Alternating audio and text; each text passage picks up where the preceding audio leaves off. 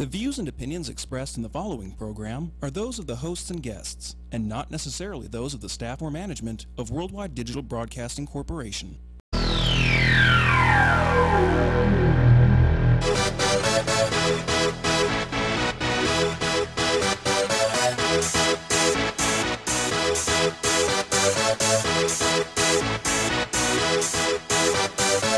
Y'all ready for this?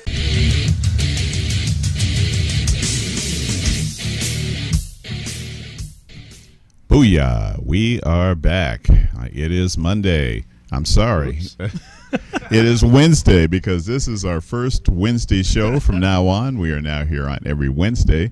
Yep. And man, do I fall into a rote pattern or what?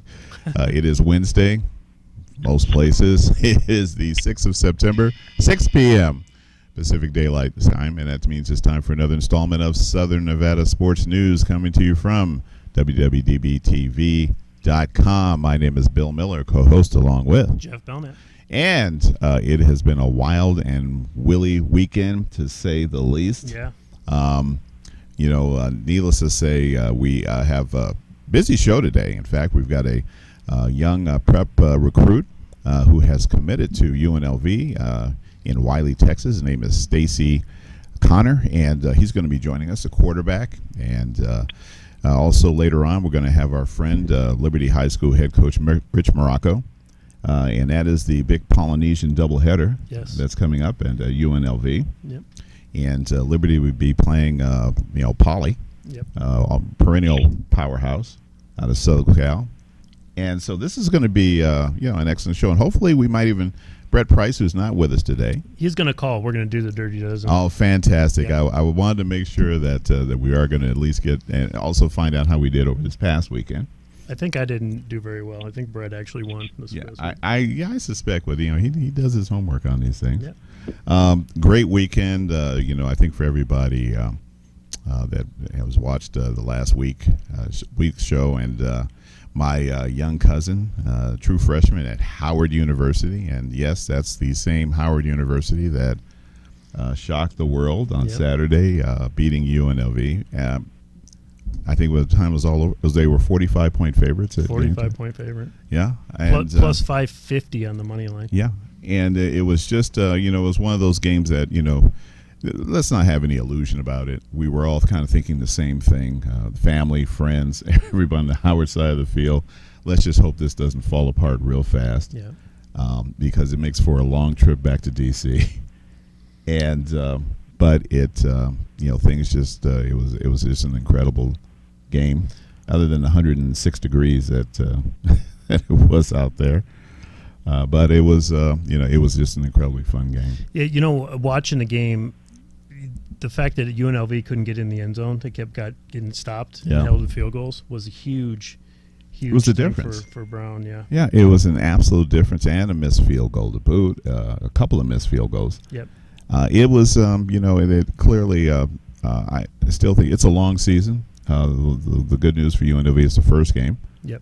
And the same thing, the good news for Howard is the first game. And I think now they just have to kind of relax, and they play Kent State next. And Kent State, they kind of got manhandled over the weekend. And then they play Richmond. They got a payday, though. I mean, not only did they get come out here and get a win, but they also got $600,000. Nice. On the way. Yeah, that helps the program. Oh, absolutely. Yep. But listen, we want to go ahead and get started. As I mentioned to you before, our first guest, he's calling in from Wiley, Texas. He is, I believe, senior quarterback at McKinney North High School. His name is Stacy Connor, and he's kind enough to call us in. And the reason is that young Mr. Connor has committed to UNLV. Yep. Stacy, are you there? Yes, I am. Hey, Mr. Connor, thank you so much, young man, for taking the time, because we know this time of year you guys are busy. It's practice. The season has already started. So we really appreciate it, young man. Thank you. No problem. Thanks for having me. So as we mentioned, you have committed to UNLV. Yes, sir. Oh, congratulations! First of all, I mean, I think it's to me it's an honor for any young man to be offered a scholarship, and I don't know if UNLV, I don't believe for a minute that UNLV was the only school that came a-calling. But first of all, what made you decide on UNLV? Well, basically, Coach Sanchez, Coach Odell, and Coach Cotton, well, all the coaches made me, feel like it was a home presence.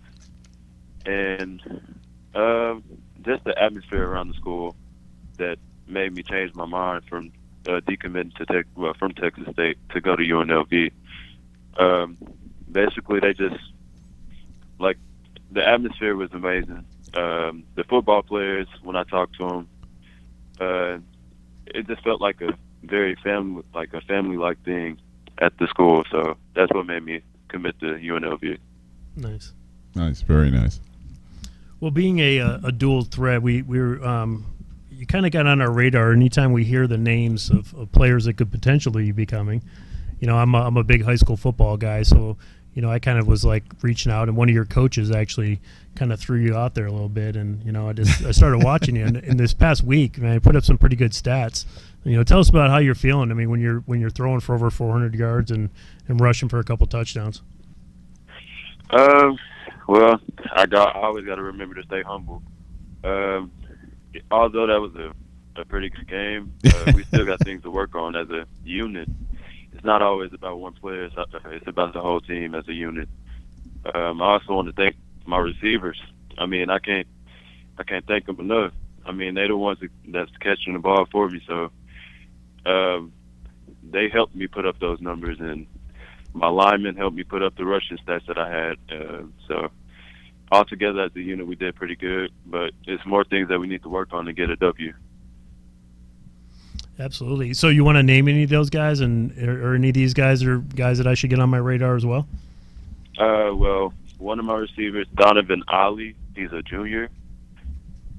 And Andrew Wachuku, he's a senior receiver for us. And are they just they're your wideouts, your big tall guys? Where are they at? Yes, sir. They're both my wideouts. Donovan's 6'2", and Andrew's 6'3". So yeah, nice. I look big forward targets. to them putting up big numbers this year. Those are the go-to guys. Are they upperclassmen? Well, yes, sir. Both of them are. Okay, there's one that may still be growing. Absolutely. I mean, if they're only and what would that be, 17 years old or something? Yeah, They still got some growing. Yes, to sir. still got some growing to do. Yeah. Just keep feeding them. Both the ball and that home cooking. So tell us how you got into football. How long you been playing, and what brought you to Wiley? I mean, you from the area? Is that where you're? Well, I started playing football when I was 7 years old, and at first I was in Dallas, but I moved to Wiley when I was 10 years old, and I started playing. Well, it's awkward, but I was playing lineman at first, but I just made the transition from positions when I was 12 or 13, and that's when I started playing quarterback. And I've been in Wiley ever since, and I mean, that's how I got here. I've been in Wiley my whole life, and it feels good to be a Pirate. So. So when I initially brought up online, I was looking at football, and there was a stadium, a $70 million stadium in McKinney, Texas. And at first, I thought that was your school. Is that the high school you're playing at?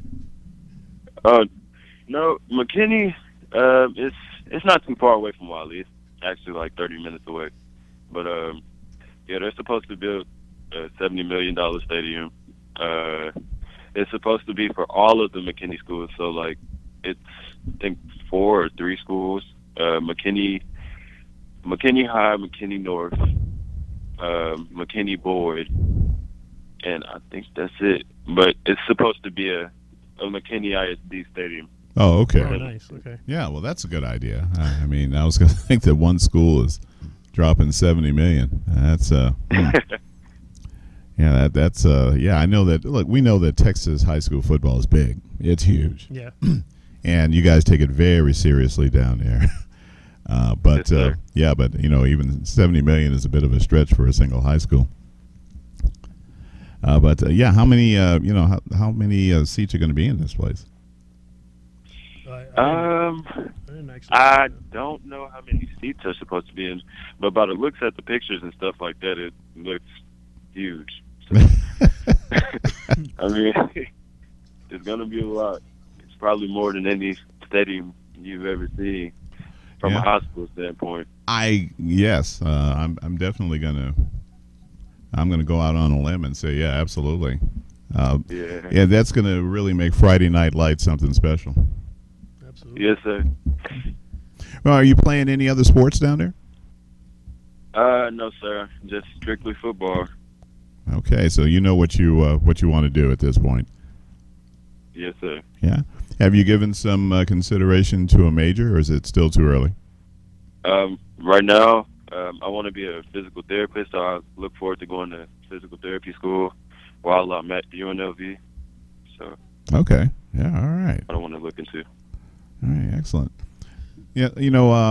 We're obviously very familiar with the UNLV campus. Yeah. Yes, sir. And it is a very nice campus. There's a very friendly atmosphere and vibe around UNLV, and of course it's literally right smack in the heart of Las Vegas. Yeah. I always ask this about recruits as well as young men who have committed, even going there. How do your folks feel about you, living, going to school, and playing football in Las Vegas? Well, my mom, she kind of had a problem with it, but me and my dad talked. Those are moms, man. Because my dad loves Vegas, so. Oh, okay. There you go. Yeah, my dad loves Vegas. So he'll be figuring any way to get out here, right? Yes. So with me and my dad, we felt good about it, but my mom was like, "Oh, it's too much going on down there and stuff like that." But we were able to talk her out of it. Okay. Well, congratulations on that. Well, the good thing is, I mean, we know about the Silver Bowl, and the Silver Bowl's stadium a little bit off the campus. But if he's starting next year, he'll actually be playing his final 2 years in Raider Stadium. In Raider Stadium. Have you given that any thought, playing in a $1 billion stadium? $2 billion stadium, I guess. Yeah. Not that matters. It's like really, $100 it's shocking right? to believe, but I mean, I look forward to playing there. It's an amazing stadium from the looks. I just can't wait to get down there to see everything. Well, we certainly can't wait as residents to go there and watch games. And Las Vegas now has the Golden Knights, the new NHL franchise. They start playing in a month.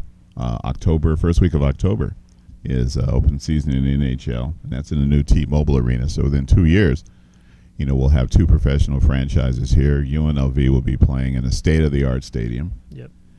And so those are, those are certainly going to help Sanchez with regard to recruiting. Yes, sir. Yeah, and I absolutely, I think no one, believes for a minute that UNLV this program is not going to get better. This is Sanchez's third year. Yep. So you're now starting to, really see his recruits, and and I think that this team is going to get better as time goes on. The facilities, the donations that he is drawing for some of the major donors here in the Las Vegas area that he's very familiar with. That this is not going to be a bad place to call home for 4 years and to play football, young man. Yes, sir. Absolutely. Absolutely. I mean, I can't even imagine. Just looking forward to it. There you go. I can't even imagine the amount of people that are going to be showing up at this. And, UNLV is going to have their own locker room and everything right with the stadium. I mean, it's just unbelievable. Oh, yeah. I mean, listen, if I had a young man and, he came calling and I kind of knew that this was, possibly one of the carrots on the stick, I would say, you may want to take a second look because, this is going to be absolutely something special. I don't want to, change direction too much here, but, is your family safe, on the heels of Hurricane Harvey? Actually, are you trying to, can you repeat that again? Yeah, I just want to, know if your family and some of your friends are safe after Hurricane Harvey. We know that. Oh, okay. Well, actually, like, we're not that close to Houston.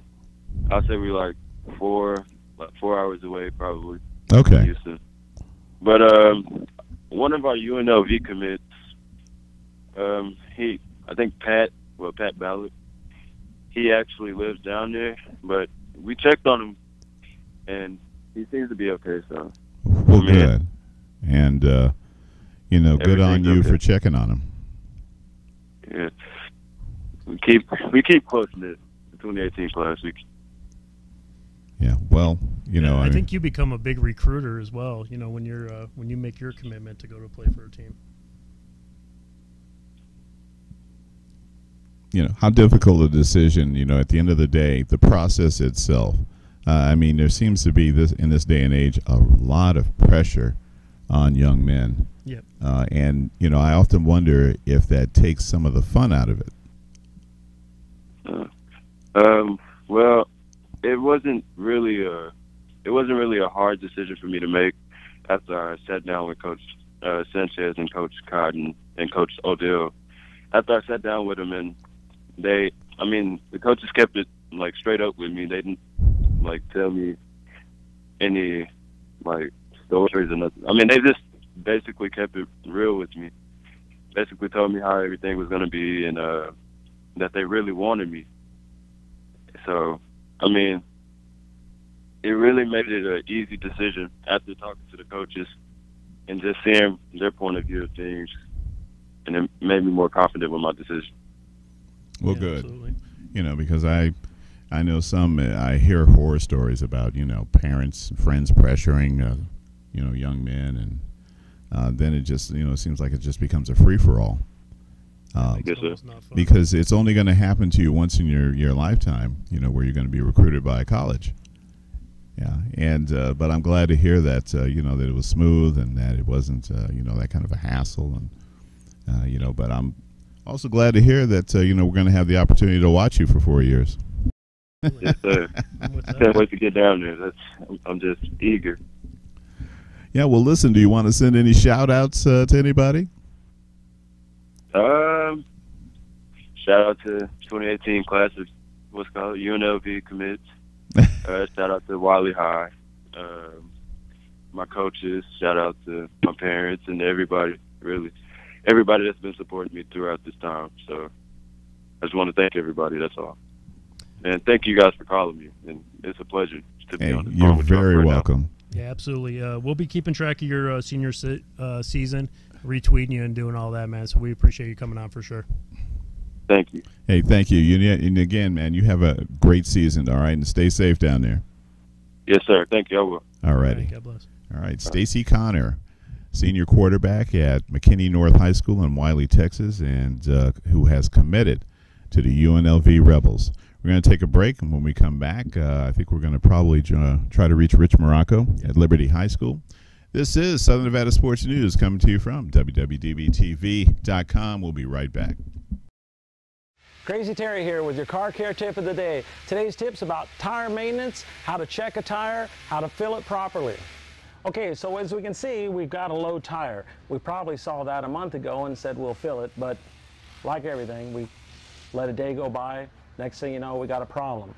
Properly check a tire, remove the valve cover, got a tire gauge, simply put it on there, and it'll read the pressure down at the bottom in PSI, pounds per square inch.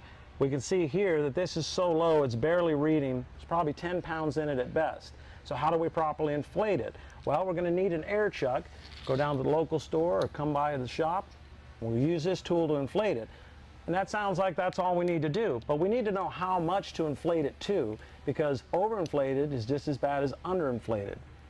We can look at the tire, and on here we're going to find a cold pressure rating rated in PSI.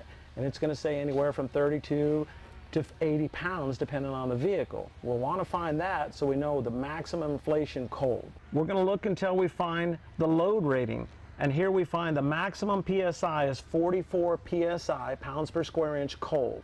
We don't want to fill it any more than that, but we don't want to underfill it either. We want to fill it to 44. So it seems like checking the air pressure is no big deal. It's not. It's really simple to do, but we want to make sure we got the correct pressure. How do we find that? Let me show you. We open the door and we locate the sticker. It's usually right here. It could be down on the lower rocker, but it's on the driver's side. And after we look around, we'll see right here it says 35 psi. That's the pressure that the tire requires that was sold with the vehicle. But if you change the tires later to a high-performance tire, mud and snow, or anything else, look at the cold pressure on the side of the tire to make sure you're properly inflated.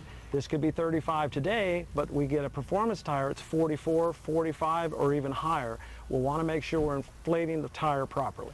A couple of things you're going to need if you're checking your own tires: tire gauge and a rag, because you are going to get a little dirty. If you don't want to do that, I don't blame you. Bring it to the shop, we'll check it for you. We'll do a whole inspection on the vehicle if you like. We'll check the tires, make sure you're safe. This can save you a lot of time and keep you safe. Crazy Terry here with your car care tip of the day. Thanks a lot. Hello? WWDBTV.com. My name is Bill Miller, along with Jeff Belknap. And if you're just joining us, you just missed Stacy Connor out of McKinney North High School in Wiley, Texas, new recruit, and commit to the UNLV Rebels. So it was great talking to the young man. Absolutely. And that. But as we promised you, with us now for round two is Rich Morocco, head coach of Liberty High School Patriots. And this weekend is the Polynesian Bowl over at Sam Boyd Stadium. Coach, how you doing today? Great. Thanks for having me on. Oh, thank you so much for joining us, man. We really appreciate it when we reach out to you, and we know that you got this time of year, you're busy as you know what. And, of course, this week is something that we've been talking about. Last time you were on, we talked about the doubleheader this week, the Polynesian Football Classic. Yep. Yeah, it's hard to believe it's here already. Yeah, I'm telling you, sometimes you look at these things and go, all right, we got 3 months, and the next thing you know, we got a week. Right. And but Yeah. And again, I don't know how these things came about, but this is going to be one hell of a doubleheader. Yeah, it should be a great event. You got two teams with Kahuku and Bingham. They're both ranked in the top 25 in the country, and we kind of fell out of the top 25 after this past week, but we're ranked 42nd, and Bingham's ranked, I think, not Bingham. Alta's ranked like 170 something. So, should be some great football this weekend. Yeah, and so we earlier show we talked about we've got the Alta Hawks coming out of Sandy, Utah. The Bingham Miners out of South Jordan, Utah, and of course Kahuku Raiders out of Kahuku, Hawaii. How are these teams doing, by the way? I'm sorry, I kind of cut out on you there. What was? Oh, that's okay. Question? We're just wondering how are these three teams doing so far? They're all doing good. Bingham and Kahuku are both undefeated, and Alta lost one game so far. They lost in double overtime. I think it was like 72-68 or 66 or something. So, yeah, they can definitely score points. They play, good offense, good defense. They fly around to the ball, so it should be a good test for us. Yeah, well, this is as we talked about before, this is an excellent opportunity to see two really good games, four really good football teams. And and it's at Sam Boyd Stadium. I'm just hoping that it continues, but it looks like it's actually going to cool down a bit for Saturday. Yeah. So we can only hope that's a trend. And I was kind of hoping it'd be really hot. Oh, we have a little bit of an advantage, but no, it'd be nice to get the weather to cool off. Not too bad out here at practice today. Yeah, well, good, man. I mean, because but you're right. Point taken. Get some of these guys in here and sweat them a little bit. That's not a bad deal. You know which side of the field to take, right? Yeah, absolutely. We're on the home side. There you go. That's what I wanted to hear. You can only extend a welcome so much and a helping hand. Let's just not get carried away. Yeah. So Fiji being the artist in the concert, I mean, you guys will obviously be able to watch the concert after the game, or I mean, what's the plan for that? I'm having a hard time hearing you guys here. No, that's okay, man. We'll get a little bit there? closer to. Is that better? A little better. Okay. Yeah, that's better. No, I was wondering about the artist that's going to be doing the show, the in between concert. I mean, you guys going to be able to get dressed and get back out there to watch that, or are you guys just going to be kicking in the locker room? I believe we're going to be. If the question I heard was, are we going to get dressed at the stadium? Or maybe just watch the concert in between the two games. Yeah, I believe that after our game, they're going to let our kids hang around for the event. We'll see. I mean, I don't know how many kids are going to want to stay and watch the second game, or if we're going to take a bus and come back home and then drive back over after. Yeah, that's good. Okay. Well, the good news is that you're not that far away. So. Yeah, no, not too bad. It's only like 20 minutes, maybe. Yeah. So tickets are still available on PolynesianClassic.com. Are we looking to pack the house? I know that Hawaii brings a big set of fans with them. I was at the Gorman game last year when they were almost packed that place out completely. Yeah. It's they're through UNLVtickets.com right now, and then people can get them at the door. We're hoping to get a good crowd. One of the problems with playing in the Silver Bowl at Sam Boyd is even though you can have a lot of people, it can still seem kind of empty. Our state championship games, there's a lot of people there, but it still feels, kind of barren a little bit. But I think we're going to have a good number of people from Liberty, and hopefully we'll get a lot of people in the community to come out and cheer us on and see some good football this weekend. That's beautiful. Absolutely. And I know that the guys over at the Little Grass Shack show on Saturdays, they've been talking about this game. And so I'm sure that there's going to be a lot of tailgating going on down there. And yeah. And I got a couple parents are planning some big barbecue stuff going on, so I'm excited for the food for sure. Yeah, and this is my goodness gracious, this is a real opportunity for and not a lot of money either. And I really highly encourage people, especially if you're a high school football fan, to take advantage of this. It's on a Saturday, so it shouldn't impact you and watching your local high school. And right. And it's a doubleheader, and you're going to see this kind of doubleheader where you get this kind of firepower on the field and a concert. Right. Right. Yeah, it's a good deal because you get the 2 tickets plus the concert, and I like that it's on Saturday. I think I'm not 100% sure, but I think we're the only game in town. I think all the other schools play on Friday nights, so we're hoping to get a bunch of the local teams out there to watch and either root against us or for us. We don't care. We just want to get the fans get some butts in the stands. There you go. I agree with you, Coach. And Coach, how you doing right now as far as the season is concerned locally, and what do you see coming up? Well, we had a great first game, and we played Saguaro out of Arizona, they're 4-time state champs from Arizona. We played awesome defensively. Our offense got rolling, and got a running clock against them. And then last week we traveled down to Florida and played American Heritage. They're ranked 6th in the country, and just didn't go our way. We didn't play very well, especially offensively. We lost 31-0. So we've kind of seen the ups and the downs so far early in the season. We're hoping to bounce back this week. So far, we're having a good week of practice, and I like what we're doing. So should be prepared Saturday afternoon. Well, Coach, to your credit, you're playing some really tough teams. Yeah, we want to challenge the kids in these preseason games. Here. Kind of lets us know as a coaching staff, how kids are going to handle adversity, which kids dig in and fight, and which kids kind of give up and quit when things don't go their way. It helps the team kind of see what level you have to execute at to beat a high-level opponent, because, ultimately our goal is to try to win a state championship. And, when you have a team like Bishop Gorman in your state, I believe you got to challenge yourself with your non-league games. Right. So that's kind of been our philosophy here.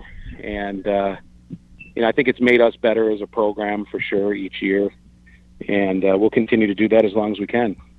All right. Well, Coach, listen, we're going to let you get back to practice. And again, we really appreciate you taking the time to give us a call.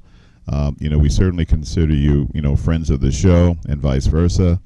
Yes. And, needless to say, we're hopeful that we can, get some folks to get down there and persuade them that this is going to be a great game. Absolutely. And, and we, needless to say, good luck against Alta on Saturday. Absolutely. Well, thank you. I really appreciate it. Hope to see you guys there, and hope Las Vegas rallies around behind us too. All righty. Absolutely. You Thank you, take care, Coach. Thanks. All Take care. Bye-bye. All right, Coach Rich Morocco, head coach of Liberty High School Patriots, and they're part of the doubleheader this Saturday at Sam Boyd Stadium. The early game, Alta versus Liberty, is at 3:30. Yep. You've got a concert by Fiji the Artist, who's going to be there. And then you've got the second game, the evening game at 8 p.m. Bingham versus Kahuku High out of Kahuku, Hawaii. So it's really going to be a fun event, doubleheader, and it looks like the weather's actually going to cool down a bit. Yes, So take advantage of it. We're going to take our last break, and when we come back, we should have Brett Price on the line, and we could go over the Dirty Dozen from last week, and of course, a lot of really just some incredible games this past weekend, really the first weekend of NCAA football. All right, we're going to take our last break. We'll be back in just a few minutes. Southern Nevada Sports News coming to you from WWDBTV.com. Crazy Terry here with your car care tip of the day. Today's tips on cooling systems. This vehicle's got about 182,000 miles on it, so if you're checking the coolant, check the hoses too. Just feel them and see if they're soft or any signs of fatigue for the mileage on it. They don't feel bad. They look like they're still the original hose, but you want to make sure you don't go too long with these hoses because they will eventually deteriorate, cause a problem. In this case, this car's got a visible leak. The customer brought it to us. We'll pop the hood and check the cooling system. First, we just relieve any pressure might be on the cap, remove the cap, take a look inside. We see it's kind of low. Now we'll start our inspection. What we found on this one is the top tank is leaking. It's got a crack in it. Pretty common for these plastic radiators to do that. I want to get to a shop right away because severe engine damage can result from overheating condition like this. In this case, it was pretty easy to see the crack was right on the top tank, but a lot of times we'll have to pressurize the system to locate the exact leak. Could be a hose in the back, could be underneath. Some of these are hard to find, but in this case, a very common leak, the top tank. When we're testing a cooling system, it's okay to use just water, but you want to make sure when you're filling it up properly, it's a 50-50 mix of antifreeze and water. It needs the water to make the chemical work, so don't just put straight antifreeze. 50-50 mix is the best way to go. Keep it clean, keep it rust-free. So as you can see, we got a pretty active leak. You got to get this fixed, or there's going to be some engine problems. If you're going to top off your own coolant, it's really not that hard. If you got a radiator cap, just make sure it's not hot. Take the cap off and take a look. In this case, we're pretty full here, but what we have is the overflow jugs empty. So we'll just add that. Once again, check your manufacturer's specs to make sure what type of coolant you have. In this case, we're using the good old green. There's gold, there's red, there's yellow, all types out there. Just want to make sure you're staying with your manufactured recommended coolant. And that's really all there is to it. The cooling system is a major component. You'll want to service that regularly. If you have a problem, it could be too late and cost you thousands of dollars. If ever you have a problem, come into Sun Valley Automotive. It's no charge to look at your cooling system. This is Crazy Terry with your car care tip of the day. We are back. It is round 3, the knockout round. Southern Nevada Sports News coming to you from WWDBTV.com. My name is Bill Miller, along with Jeff Belknap. And with us on the line, the hitman himself, Brett Price. How you doing, Brett? What's going on, guys? How's everything? Oh, man, it's just all good, all good. And so listen, man, sorry you couldn't join us, but I'm so glad that you could call in. No problem. Just got a little busy. I'm heading out of town tomorrow, so I had to get some stuff done. I'm heading back to Columbus for the big game this weekend. Ah, yes. Yeah, a little town out of Oklahoma. Somebody, Sooners, something like that. Yeah. Little chuck wagons are coming to town. So congratulations on being able to go to the game, man. That's one of the big games this weekend. Thanks. fun. Well, needless to say, and yeah, you get out there, man. I applaud you on that. Shoot. So listen, man. I don't know how we did. We'll get to the Dirty Dozen and recap that, and of course the Dirty Dozen for the upcoming week. But what a week this is! Just the opening weekend, really, for college football. Just some incredible games. It was crazy first week, and this is a sign of the season to come. We're going to have a lot of fun watching some football this fall. Absolutely. Oh, absolutely, man. Absolutely. I mean, needless to say, let's start with Ohio State, and started out a little slow. Yeah. And then actually, just what I said, they were going to start slow, but I didn't really honestly think that they would give up 21 points as quickly as they did. And obviously, that was one of my plays was Ohio State minus 20.5. So I was cussing you out, Brett, just so you know. Well, I thought it kind of surprised me the way Indiana kind of came out and was kind of up tempo. I thought they'd kind of try to slow the game down a little bit and just try to hang in there. But they were impressive the first half, and their offense was clicking and everything was working a little bit, and they were doing quick passing to negate the pass rush for Ohio State and taking on a few inexperienced DBs. They came out. I was impressed, in the first half, and never really got worried. I was just one of those where it's just like, okay, guys, anytime now, come on. And second half, we came out, made some adjustments, went more zone instead of man, and made the quarterback hold the ball a little bit more. And then the offense got clicking, showed our athleticism, and kind of took control of the game in the second half, and then kind of won going away. Yeah, I was very thankful that they actually pulled that one up.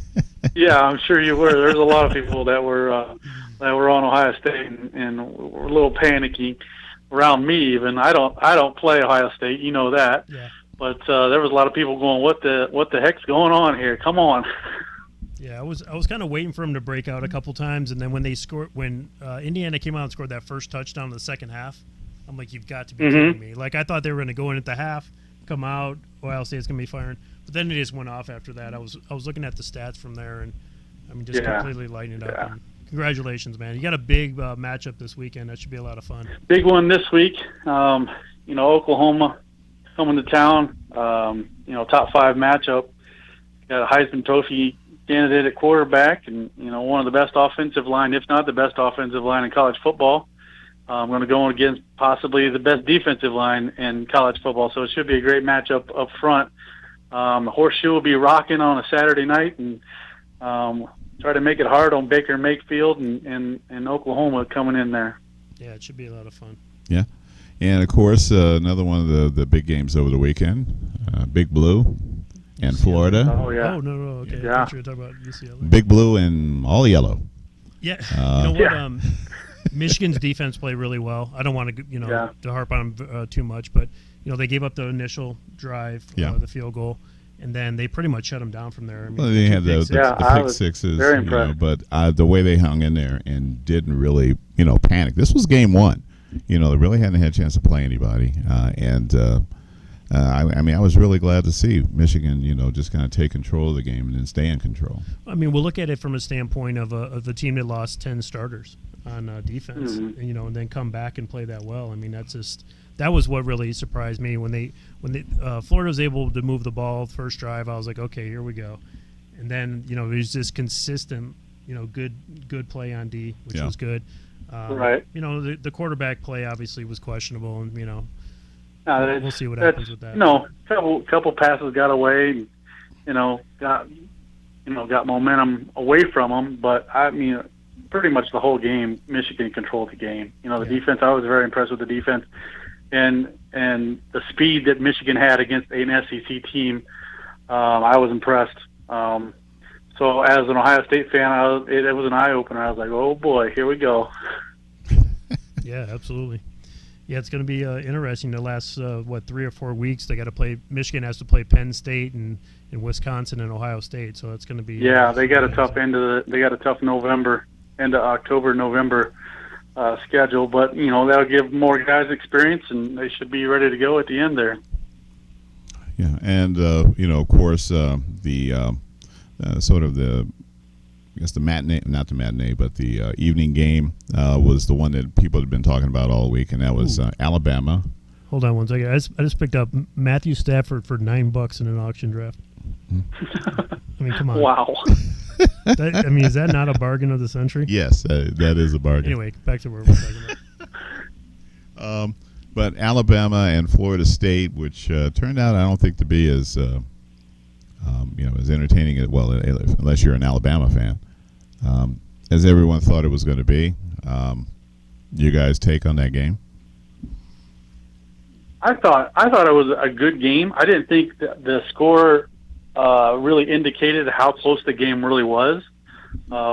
Florida State had like a 4 or 5 minute span where, their special teams let them down, and offense turned the ball over a couple times right in a row and gave Alabama short fields. And Alabama, as they always do, they take advantage of that stuff, and and then they just become the python, and they just squeeze the life out of you, and you can't do anything then. So I thought Florida State's defense was very good. I thought Alabama's defense was very good. Both offenses were okay, but the biggest thing was losing Francois at the end of the game for Florida State, which is a huge loss for them for the year when he hurt his knee. Yeah, that's gonna be massive. Yeah, and it's it's tough enough to lose that first game, but then you lose your quarterback as well. Mm-hmm. That just bodes well and kind of opens up things in the ACC. Yeah. Oh, definitely. Yeah, definitely. The door has definitely swung open. Yeah, well, I think that the consensus was Florida State, winning the ACC. Mm-hmm. And I think now that but you're absolutely right, Brett. Doors swung wide open. Mm-hmm. Well, I'm looking at it from a standpoint of, Alabama. I called that one, obviously, that it was going to be a runaway. I said, I don't remember what I said. You said 17. They were going to win by 17. They won by 17. Yeah, and I just I kind of felt sorry a little bit for Florida State's offense because the line was getting destroyed. Yeah. And the guy was literally running for his life in the second half, especially. So it makes it really difficult to get something together when you don't have any time or protection whatsoever. That's what they were last year. They had a lot of question marks on the line. I think they gave up like 44, 45 sacks, and it was just you thought they'd improve with 4 linemen back, but it was pretty much you are going against Alabama too, so it's tough to judge a little bit on that, but especially a first game, they got some stuff to work out. That's for sure. That's a tough game to open up with, and against the best team in the country. Yeah.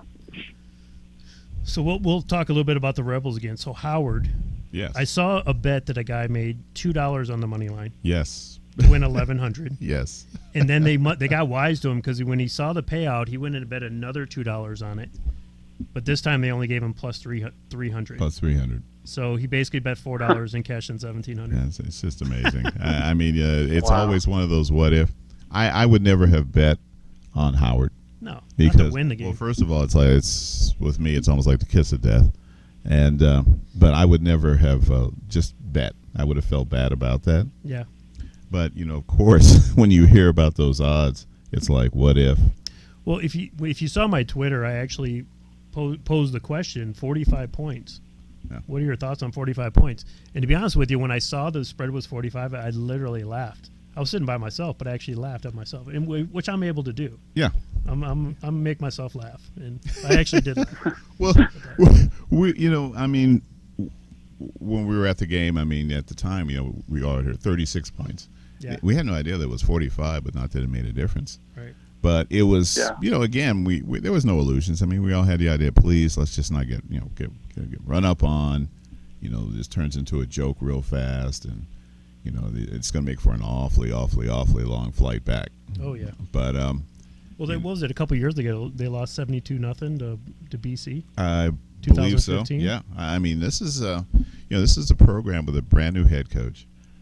And I had a chance to meet him after the game and the staff, and of course by then everybody is just so amped up and beaming and everything else. But it was just It was just a lot of fun to actually be there. So out of the 50 guys or so that were celebrating after the game, your cousin actually got the picture in the review journal. Yes. I mean, what are the chances of that? Isn't that great?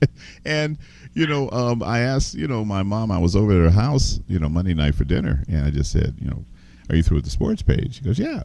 So I go, well, I was just looking to see, about the UCLA game. Right. And because I hadn't really seen anything about it. And I'm just looking at it, I'm like, it was like on the second to the last page about the UCLA write-up, and I just, see what's on the back, and I looked down, I'm going like, Justin? And I realized that, and then I saw he was also in the caption too. I was like, Mom, you got to see this. And of course I took the shot of it on the phone and sent it to my cousin, and she almost like, oh my God, you got to be kidding me. And it was just, the unbelievable thing to me is when you first sent it to me, I actually thought that it was their paper. Yeah. So when I saw it, I was like, oh, cool. And then when you're like, it's in a review journal, I'm like, what? Come on. I was like, oh my God. That's so awesome, man. But, and I'm so happy for the young man. Yeah. I mean, and for the rest of the team, met a lot of his teammates, and, they were just like, incredibly amped up, and they were very happy. And again, it was just a really fun experience. And of course, UCLA, I mean, I had completely turned that game off for obvious reasons. Yep. And I turned the ringer down on my phone because I just knew the haters were going to just descend on me. Start chiming in. Oh yes, and then I saw a text, I think, from you. I said, "Wow." Wow. Yeah. And I'm thinking, oh geez, they must have really gotten clobbered. You don't tell me it got worse than 44-10. I'm thinking like, oh, if it's 74-10, I'm not watching another game this year. And then it wasn't until the next day, and they're talking about, oh my God, this amazing comeback by UCLA. UCLA who? And then I start kind of like going through my phone. Checking the volleyball. Yeah. At that point, and I'm checking my phone, and I see messages from some friends of mine who've been at the game who are like, I can't believe we left. We're in the parking lot getting tanked, and we're pissed off, but we kept hearing the crowd. We didn't want to listen to it. We kept hearing the crowd roar, and then we were like, maybe we ought to turn on the radio. And I'm going like, you left? I'm going like, would you? I'm going, yeah, I guess you're right. But unbelievable. Okay, so I turned it off, and I want to tell you, like, the spread was 4.5 to 5, somewhere around there, which is like the worst spread for me. I don't like to bet those at all. So I was like, you know what? I'm just going to stay off this game. So it goes from 4.5, 5, 5.5, 6, 6.5, 7, and then back down to 6.5. And I'm like, I think I'm going to take 6.5 points. Because there was so much steam. It's like, how do you bet with the steam, So I went ahead and bet the plus 6.5. I'm up 44-10, plus 6.5. I'm thinking, I got it, I'm good. And then I see that they cut it to 7. My buddy sends me a text, they cut it to 7. I'm like, cut what to 7? I mean, I had the same reaction you did. So I turned on the TV, and I'm like, wait a second, what's going on here? So luckily I was able to watch the end. That's when I wrote the wow, when and the thing is, it was not without a turnover or without penalties or whatever. It was just them stopping them. Yes. So for me, it was like their defense really stood up in the fourth quarter, especially. Yeah, to outscore somebody 28-0, and it all be just because your defense stepped up and your offense scored. And Rosen's stats: 19-26, 292, 4 TDs, all in the fourth quarter. Yeah. I mean, those are stats that game stats that people will be like, oh, that's not a bad game. Didn't throw the ball a lot, but. And he said, he goes, it was the only game that he can think of where that they were, chanting, fire Moore. Right. And fire Summerlin in the same game. I mean, it was mind-boggling. Fire somebody. Somebody needs to get fired out of this game. Yep. But listen, let's, before we run out of time here, we've got about 9 minutes, 8 minutes. All right. How did we do on the Dirty Dozen for week 1? Well, I was going back through and calculating things, and it ends up that my Ohio education is not very good because I only had 11 games. So we had the elusive 11. I don't know. The cheapskate dozen. It's a baker's dozen, right? Isn't that 11? Baker dozen is 13. Oh, 13. 13. Yeah, the cheapskate dozen. Oh, okay, there you go. But with the 11 games, our leader out of the chute is Bill at 9-2. What? Wow! Holy God! Look Stop at that. the press. I'm not playing the rest of the year. I went 8-3, and Jeff went 6-5. Yeah, I believe that. Holy cow! I'm not playing again. That's it. I'm going to go out. He's retired. 9-2. I'm retired on a high. Listen, I have no idea how I did it, but I'll take your word for it. Yeah. So this week, do you have the dozen for this week, I do have sir? the dirty dozen, and we are going with some college and some NFL. Okay. Going here. So to start it off, we got college. We're going to go Iowa at Iowa State. The spread is 2.5. I'll go first. I'll take Iowa. I think they did a good job of shutting down Josh Allen, and unfortunately, I think he got. I'm telling you, he's not very good. He's going to go in the first round. You'll see. I'm going to go with Iowa Hawkeyes. I'm going to go Iowa State. Ooh. Home team. Next game, we got Western Kentucky at Illinois. Spread is 8. Western Kentucky giving 8 to a Big Ten team at Illinois. At Illinois, wow. Mm. I'm going to say the Hilltoppers, because we're just going to win, so I'm going to take the Hilltoppers. Yep, just a win. I'm going to go with Illinois. I'm going to go with Western Kentucky. So next game, we got South Carolina. Looked pretty decent. At Missouri, the spread is 2 right now. Yeah, that was a wild game. Missouri and Missouri State. 72 points or something. Yeah, I'm going to go with. I'm going to go with Missouri. I'm going to take Mizzou as well. Jeffrey? Mizzou. I'm going with South Carolina. Ooh. Riding that horse. I rode him last week to a win. I'm going to ride him again. Ride that horse. Yeah, that's good. Next game, Auburn at Clemson. Spread is 5.5. I'm going with Clemson. I'm taking Clemson. They're going to cover the spread. I think it's going to be a very low-scoring game. I'm going to go with Clemson as well, at home. All right. Next game, Stanford at USC. Oof. Spread is 6.5. I think it's going to be a low-scoring game. I have Stanford. I'm going to take Stanford as well. I think USC had a little bit of struggle with Western in the first half. It is Stanford across the board. I'm taking Stanford as well. All right. Next game is the Holy War. It's Utah at BYU. Ooh. Oh man, I was really surprised how bad BYU got beat by LSU. I really did expect that game to be close. I'm going to go with Utah. I'm going to take Utah as well. I don't think BYU is as good as advertised. I'm going with Utah as well. Next game, the ACT score game is Northwestern at Duke. Northwestern at Duke. Okay. Yeah. Yeah, all of the agents, lawyers, what is the doctors, spread on that Indian one? Chiefs. 3.5. Northwestern is giving 3.5. Northwestern, okay. I'm gonna take Northwestern. I'm gonna take Duke.